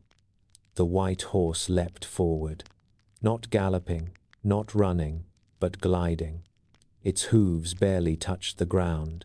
Grass bent beneath it without breaking. Waves parted for it without sound. And soon Ireland slipped away, becoming a soft green memory as Oisin crossed into the otherworld. Tir na Nog was more beautiful than any song. Its hills glowed with eternal spring. Trees whispered soft tunes that never faded. Waters sparkled with emerald and silver light. There was no aging, no illness, no grief, only peace, only joy, only the gentle warmth of love. Oisin and Niamh lived there in bliss. They rode through endless meadows. They walked along shores where the waves sang. They slept beneath skies that shimmered with living starlight. Time did not move, or if it did, it moved so softly that no one noticed. It was a dream, sweet and slow, stretching into forever. But the heart is tied to its homeland, even when years do not pass. And one day, Oisin felt a pull, a soft ache in his chest. He remembered Ireland. He remembered the Fianna, their laughter, their loyalty, their songs. He remembered Finn, his father, his light, his steady voice. The longing grew like a quiet tide. Niamh saw the sadness in his eyes. She touched his cheek gently, her fingers cool as moonlight, and she understood. She gave him the white horse, its mane gleaming like frost. She warned him softly, "You may return, but you must not touch the soil of Ireland. If you do, time will find you. All the years you escaped will fall upon you at once." Her voice trembled, not with fear, but with love. Oisin nodded. He kissed her hands. He mounted the horse, and the otherworld grew dim behind him. The journey back felt shorter. Wind brushed past his face. The sea opened like a gentle doorway.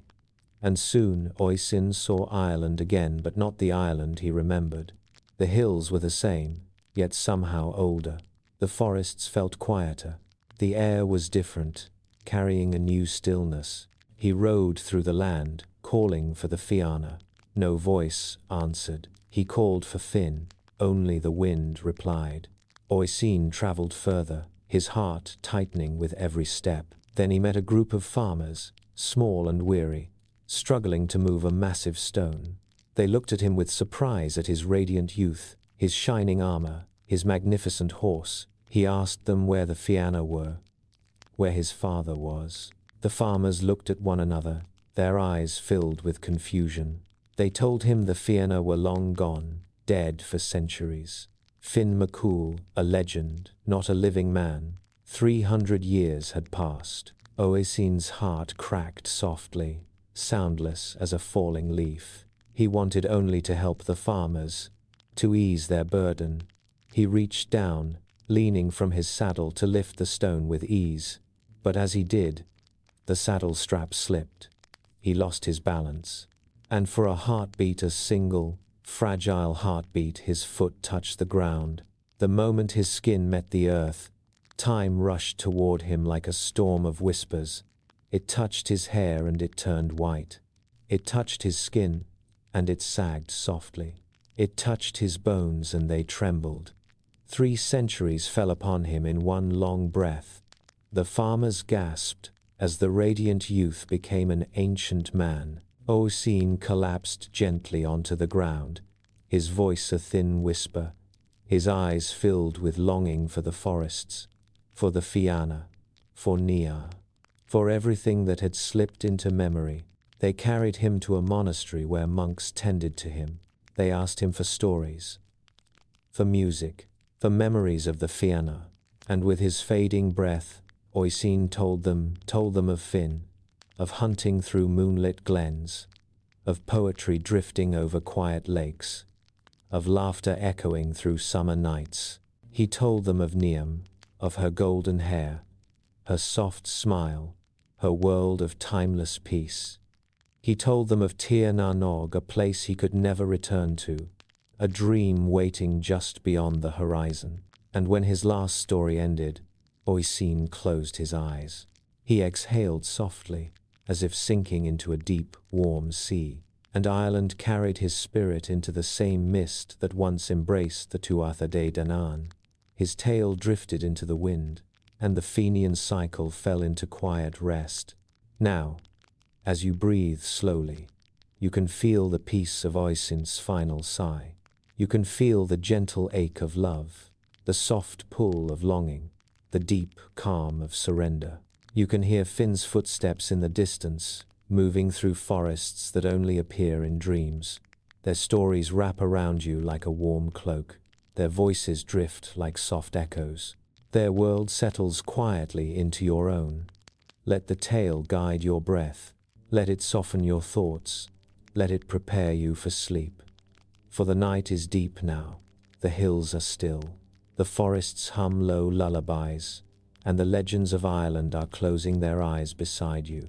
When the tales of the Fianna fade gently into the quiet dark, the world shifts once more across the sea, across drifting clouds, to the rolling green hills and silver rivers of Wales.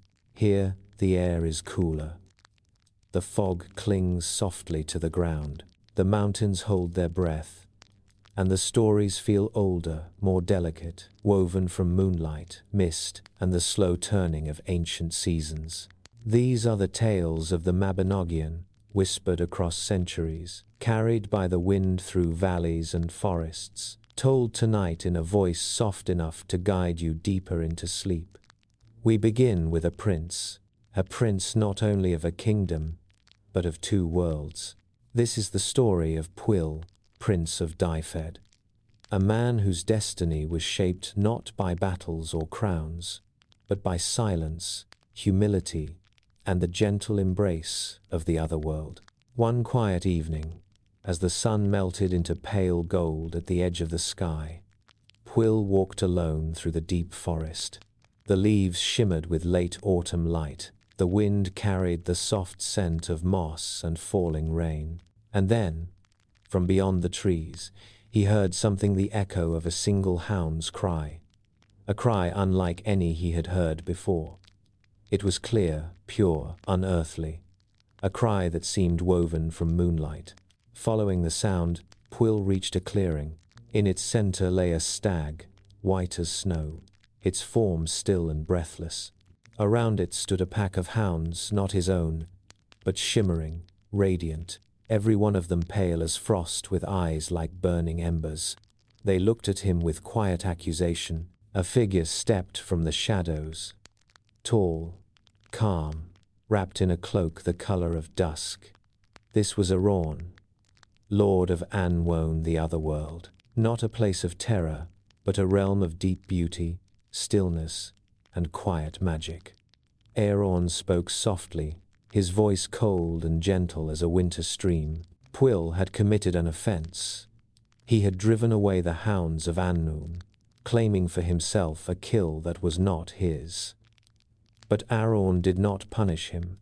Instead, he offered something unexpected, a trade, a switch of destinies. For 1 full year and 1 day, Pwyll would take Arawn's form, live in Arawn's realm, rule in Arawn's place, and at the end of that time, he would face Arawn's greatest enemy in a single, decisive duel. Pwyll accepted, not out of ambition, but out of a quiet sense of balance, a desire to mend what he had unknowingly disrupted. In the blink of an eye, the world changed. The forest dissolved into mist, and reformed as something deeper, quieter, filled with a light that seemed to come from nowhere. This was Annwn, the Otherworld, a place where time moved like drifting water, slow and peaceful. Pwyll lived in Arawn's form, treated with reverence by all who bowed before him. But what defined his rule was not power, it was restraint, discipline, and silence.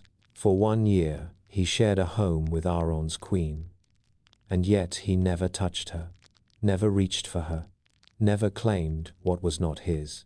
He ruled with gentleness, with humility, with a serenity that surprised even himself. And when the time came to face Arawn's enemy, Pwyll fought him not with fury, but with perfect calm. 1 blow, 1 moment, no cruelty, no triumph, only a clean, quiet victory. When Pwyll returned to his own form, Arawn met him with gratitude, not for the victory, but for the purity of his actions, for his honor, for his patience, for his silence.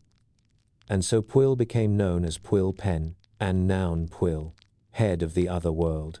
a man who learned that leadership is not loudness, but stillness. The forest closes softly around his story, and another begins to open, fragile, luminous, like the glow of dawn over a misty Welsh hill. This is the story of Rhiannon. Imagine a long, rolling meadow. The grass sways gently, the wind humming a quiet tune across the land. At the far end of the meadow, a shape appears, a woman riding a white horse. Her dress flows like liquid silver, her hair falls like a golden waterfall. She moves not quickly, but smoothly, like a dream drifting across your vision. No matter how fast you ride, you cannot catch her, but if you stand still, perfectly still, she will approach. This was how Pwyll first saw Rhiannon. Not as a prize, not as a conquest, but as a mystery approaching slowly through the quiet of dawn. Her voice was gentle, her smile faint, her presence glowing like mist touched by the sun. She chose Pwyll not through force, but through quiet intention. She asked for his companionship, she asked for his trust. She asked to walk beside him through the soft stretches of life.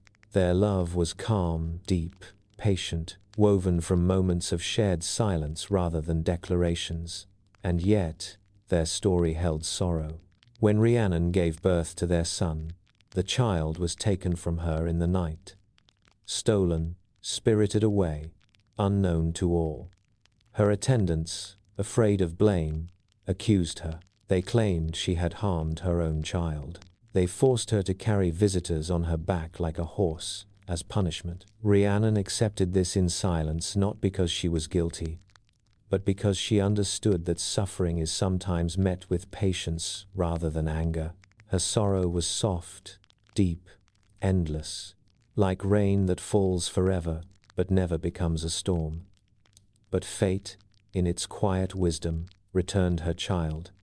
He had been found by a kind couple, raised for a time, and eventually brought home. Rhiannon was restored, her dignity returned. Her heart, though wounded, began to heal. When she held her son again, the world seemed to exhale, a long, trembling breath of release, a reunion wrapped in silver light. Her story fades gently, carried into the mist, and another takes its place, heavier, older, tinged with sorrow. This is Branwen's tale, a tale of kindness, loyalty, and the slow unfolding of heartbreak. Branwen was the sister of Bran the Blessed, a giant of great wisdom and compassion. She was beautiful, bright as starlight on calm water, gentle in voice and manner. She married the King of Ireland, a union meant to forge peace. For a moment, things were calm. Harmony hummed through the kingdoms. But peace is fragile, and hearts can change with the softest shift in the wind. A slight, a misunderstanding, a spark of pride grew into cruelty. Branwen was mistreated, not with dramatic violence, but with something worse: long, quiet suffering, loneliness, shame, isolation. Her only comfort was a small starling to whom she whispered secrets. The bird flew across the sea to carry her message home. Her brother came for her. He crossed the ocean with an army to bring her back, and though he succeeded, the cost was heavy, too heavy. Battles were fought, lives were lost. The land cried beneath the weight of sorrow. When Branwen finally returned, her heart broke under the burden of what had happened. She whispered, "2 kingdoms ruined for my sake." And she died of grief, softly, quietly, like a candle extinguishing in an empty room. Her story lingers in the air, a faint echo of sadness, before fading gently into silence. But the Mabinogion has one more tale for us, one woven from magic, beauty, and the strange fragility of love. This is the story of Math and the Sons of Dons, a story of spells, of transformation, and of a woman born from flowers. Math, son of Mathanwy, was a king bound by an unusual law.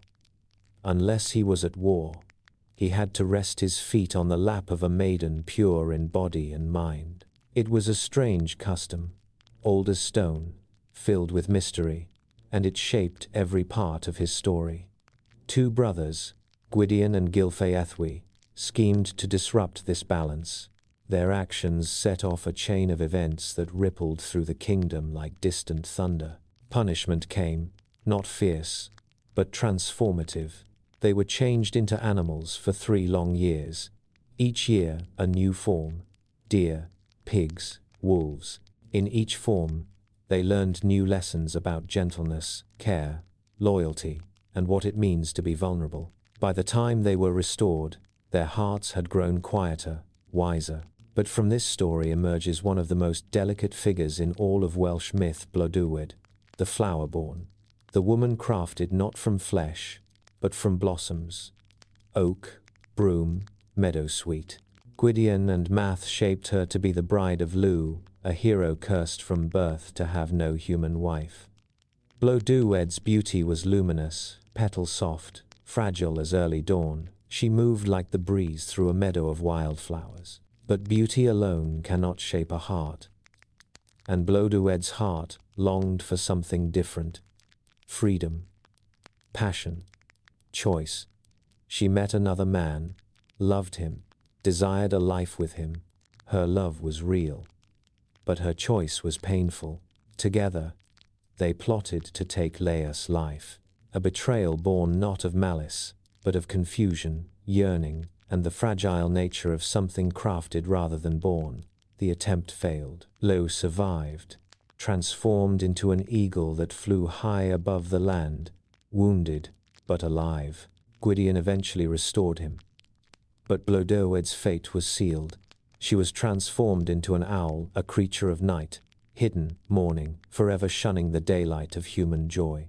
Her wings beat softly in the darkness, a quiet rhythm of sorrow. A reminder that even beauty can carry pain, that love can drift into shadow, that choices shape destiny in ways as gentle and irreversible as falling snow. These tales of the Mabinogion settle around you now like soft clouds. They are old, older than the stones of Wales, older than the songs of bards, older than the language of myths. And as they wrap around you, your breath grows slow.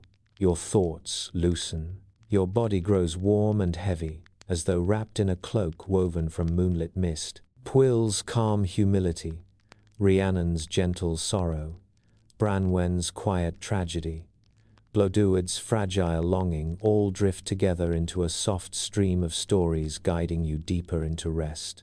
You walk now through Welsh hills that glow faintly under the moon. You hear the quiet sigh of wind passing through heather. You feel the earth steady beneath your feet. You see the soft shimmer of the otherworld just beyond the edge of vision. And as the night deepens, the stories quiet further, settling into silence like leaves drifting to the forest floor. They stay with you, gentle companions, watching over your dreams as you drift into the soft, peaceful darkness of deep sleep. As the tales of heroes, gods, and ancient queens drift gently into silence, the land of Ireland remains quiet, breathing, timeless. For long before stories were spoken, the earth itself held memory. It held presence.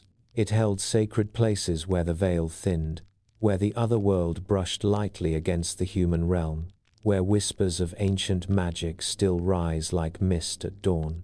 Tonight, we wander through those places, slowly, softly, as though walking barefoot through dew-coated grass.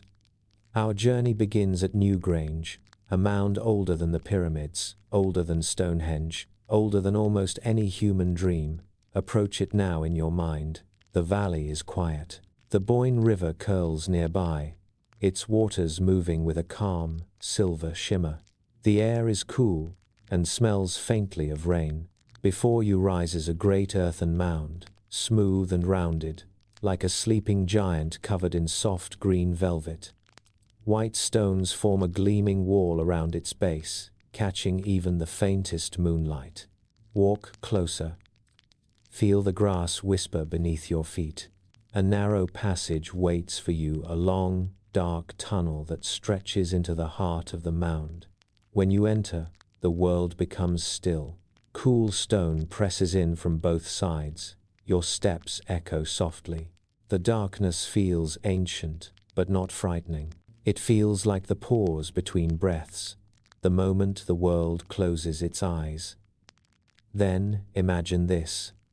Once each year, on the winter solstice, a beam of sunlight slips through a tiny opening above the entrance. Just once. Only on that day, a blade of gold cuts through the darkness, moving slowly along the stone floor, reaching all the way to the innermost chamber. It glows there, soft and warm, illuminating carvings made by hands thousands of years gone, swirls, triples, spirals, marks that may have meant time, or eternity, or the turning of the heavens. In this still moment, the living sun touches the resting dead, light touches shadow, and for a brief breath of time, the world becomes whole. Newgrange is a tomb, yes, but it is also a cradle, a reminder that even the longest night carries the promise of dawn. Let that thought sink gently into you, warming your chest, slowing your breath. Newgrange teaches patience, the patience of seasons, of stars, of sleep. We leave it quietly behind, walking softly through the damp grass toward the rolling hills of Tara. Here, the wind is stronger. It hums against your ears like a distant choir. Tara was once the seat of high kings, but it is older than kingship, older than memory, older than story itself. Stand at its crest now. Feel the air shift. Feel the land breathe beneath your feet. This is a place where the earth feels awake. In the center of Tara stands the stone of destiny, the Lia Fal, a tall, smooth pillar of pale stone, quiet, watching, listening. It has stood through storms and centuries, weathering wind, rain, frost, and sunlight. Long ago, when a rightful king touched it, the stone was said to cry out a deep, resonant sound rising from the ground, like the earth itself offering recognition. Place your hand upon it now, in your imagination. The surface is cool. Your palm rests softly against ancient weight. You feel nothing loud, nothing dramatic, but something subtle. A vibration deep in the ground, a low hum, like the memory of a memory. The stone of destiny speaks not in words, but in stillness. It reminds you that power is not noise, but presence. Not force, but quiet certainty. A truth soft enough to fall asleep to. From Tara, the land slopes gently downward toward a place even older, even deeper. The hill of Uisnich. Walk with me there now. The sky is soft blue. Clouds drift slowly overhead like giant white feathers. The hill rises gradually, not steep, but steady. Every step feels like moving closer to the heart of something vast. Uisnech is called the center of Ireland, the navel of the land, a place where provinces met, where kings gathered, where fires were lit to call the summer back into the world. But more than that, Uisnech was believed to be a meeting point of realms, a place where the human world and the otherworld overlapped like two hands resting atop each other. At the summit lies a large stone, the stone of divisions, broad, rough, weathered by countless rains. It sits like a sleeping animal, heavy and warm beneath the sun. Legends say it once marked the center of everything, the heartbeat of the land. If you place your ear against it, some say you can still hear a soft pulse, a quiet, steady rhythm, not loud enough to startle, just enough to soothe. Imagine placing your hand on that stone. It is warm from sunlight. Its surface vibrates faintly, like distant thunder half forgotten, and suddenly, you feel connected to the soil, to the hills, to the rivers, to the sky, to every story that ever lived in this land. It is the feeling of being held, supported, cradled by the world itself. a perfect feeling for sleep. From Uisnich, the land spreads out in gentle waves. Here and there, you find lochs, still waters that mirror the sky. Walk toward one now. Its surface is glass smooth, reflecting the pale glow of early evening.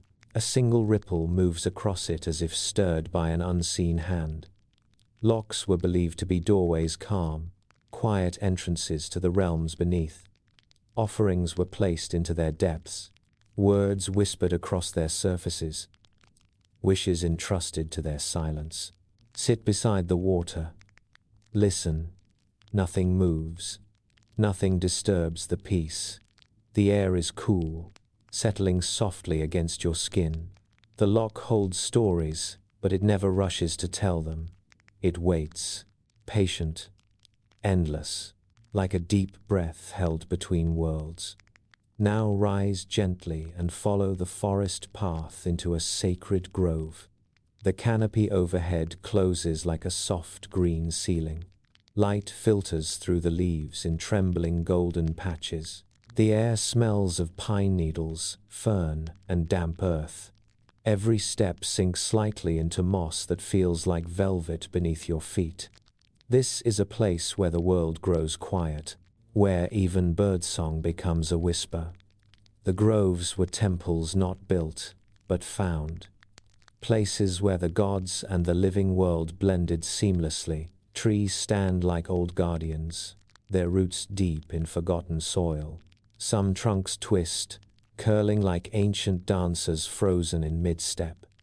Others rise straight and tall, holding the sky gently in their branches. These woods remember everything. They hold the footsteps of Druids, the prayers of farmers, the laughter of children, the sorrow of lovers, the breath of animals moving through dawn fog, and they hold you now, wrapping you in their silence. Move deeper still until the trees part slowly, revealing a misty valley. The valley stretches wide and soft, covered in a blanket of pale silver fog. You walk into it as though entering a dream. Every sound grows muted, every movement smooth. The fog holds you gently, as though guiding you toward a deeper calm. These valleys were places where stories were born, places where heroes wandered seeking wisdom, places where lovers met beneath the moon, places where the otherworld sometimes revealed its edges. A faint glimmer of light, a distant voice, a flicker of movement just out of sight. Not frightening, just mysterious, just beautiful. The valley seems endless, but peaceful. Your breath slows. Your shoulders grow heavy. Your thoughts drift like the fog around you. You feel not lost, but held. Not searching, but arriving. Every part of this landscape feels like a quiet hand guiding you toward rest. And now, as we walk back through these sacred places, Newgrange's sunrise chamber, Tara's quiet stone, Uisnech's center of the world, the lochs, the groves, the misty valleys, they begin to fold around you like layers of a soft blanket. The earth hums beneath your feet. The air cools gently around your skin. The world seems to dim into deep, restful twilight. These sacred places have watched over Ireland for thousands of years. They have held sorrow, joy, birth, loss, prayers, silence, light. They have seen everything and forgotten nothing. Tonight, they hold you too, as gently as they hold the stories of old. Now, breathe slowly. Feel the land settle around you. Feel the valleys close like soft wings. Feel the groves whisper their last lullabies. Feel the lochs reflect the darkening sky. Feel the stone of destiny vibrating faintly in the quiet center of your mind. The sacred places are fading into darkness. The world is closing its eyes. And you, too, are drifting deeper and deeper into peaceful, ancient sleep. As the last echoes of sacred valleys fade into the quiet night, we arrive gently at the end of our long journey. A journey through gods and heroes, through mist and memory, through forests, mountains, and shifting worlds. A journey that began in distant dawn light, and now rests under the calm embrace of evening. Yet even as the stories close their eyes, their presence lingers soft, warm, woven into the air around you. The legacy of the Celts has never truly faded. It continues to breathe gently through green hills, rivers, and quiet glens. It lives in the old stories whispered at winter firesides. It dances in the rhythms of Celtic music, soft and winding like the curves of ancient knots. It glows in the symbols carved into stone, spirals that turn endlessly, like time itself. It shimmers in festivals still celebrated today, festivals born from rituals thousands of years old, carried forward like embers cupped in gentle hands. Samhain lives on as Halloween, a night when the veil feels thin and memories of ancestors drift close. Beltane survives in May Day, dances, ribbons swirling around bright poles beneath early summer skies. Imbolc glows in the feast of Saint Brigid, candles flickering softly in windows, warm as her ancient flame. Lugnasad echoes through harvest festivals, fields golden, hearts grateful, families gathered beneath warm sunsets. Every tradition we touched has left a trace on the world. Every myth we wandered through still hums beneath the surface of modern life.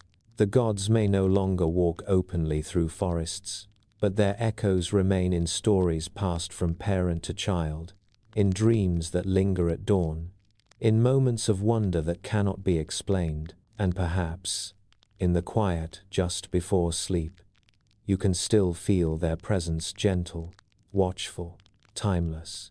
You have walked with the Tuatha Dé Danann as they stepped from the mist. You have stood beside Luke as his spear glowed softly. You have warmed your hands at Brigid's gentle flame. You have sat in the stillness of Cernunnos forest, breathing with the earth itself. You have watched heroes rise and drift into eternal sleep. You have crossed into Tir na Nog on a white horse, carrying you across the sea. You have wandered misty valleys where the world feels thin and time feels slow. And you have touched the stones of Newgrange, Tara, and Uisnech, ancient guardians, silent beneath the sky. All of these stories now settle inside you like sand settling at the bottom of a calm river. Slowly, softly, naturally, they become part of the quiet stillness in your mind. They help guide you toward a deeper sense of peace and a softer kind of rest. As your breath slows, let the world around you dim. Let the edges of thought grow blurry, like distant hills fading into evening. Let your body sink deeper, heavier, more relaxed, as if the earth itself is holding you with gentle, steady hands. You have traveled a long way tonight, through centuries, through realms, through stories carved into the heart of a land older than memory. And now, you are meant to rest, to let every muscle loosen, to let every thought drift like mist, to let your mind slip into the soft darkness waiting just beneath the surface of wakefulness. Take a slow breath in. Feel the air fill your chest like cool moonlight. Hold it gently and release it. Let the breath fall out of you like a leaf drifting to the forest floor. Another breath in, slow, deep, quiet. And out, soft, warm, effortless. Feel your eyelids grow heavier now. Feel the soft weight of sleep pulling you down like warm water, drawing you gently beneath its surface. There is nothing you need to do, nowhere you need to go, nothing you must remember. This moment belongs entirely to stillness, to calm, to rest. Let your mind settle like snowflakes drifting across a silent field. Let thoughts dissolve like mist at sunrise. Let the stories wrap around you like a blanket woven from ancient dreams. They are soft. They are gentle. They are warm. They hold you without asking anything in return. Imagine now that you are standing on a quiet hill. The moon hangs low in the sky, glowing with pale silver light. The grass bends softly in the wind, sighing like a lullaby. The world is empty of noise, full of peace. You close your eyes and the land cradles you. You feel weightless. You feel safe. You feel ready to drift. With each breath, you sink deeper into the quiet, deeper into calm, deeper into sleep. The air grows warmer. The night grows softer. The stars grow dimmer. Your heartbeat slows into a steady, soothing rhythm like ancient drums heard from miles away. Slow, gentle, steady. You are surrounded by centuries of storytelling, each tale a soft hand on your shoulder. You are surrounded by the land itself, soft hills, quiet rivers, moss-covered stones. They watch over you as you begin to dream. They whisper their final blessing across the cool night air. Rest now, the world says. Sleep now, the hills murmur. Dream now, the wind hums. Your breath becomes even slower, even quieter. You sink deeper and deeper, like a stone settling at the bottom of a calm lake. The darkness grows warm, like a blanket of velvet. Your mind drifts away on a soft, gentle current. You are safe. You are held. You are cradled by stories older than time. You are wrapped in the hush of ancient worlds. The night has opened its arms for you, and you are ready to fall fully into sleep. Take one last deep breath. Let it out slowly. Feel your body grow heavy. Feel your mind float free. Let go, completely, effortlessly. The story is ending, but your dream is beginning. Good night. Sleep deeply. Sleep peacefully. Sleep as though the entire Celtic world is guarding your rest. You are safe here. You are cherished here. And you may drift now into the soft, endless quiet of ancient, peaceful sleep.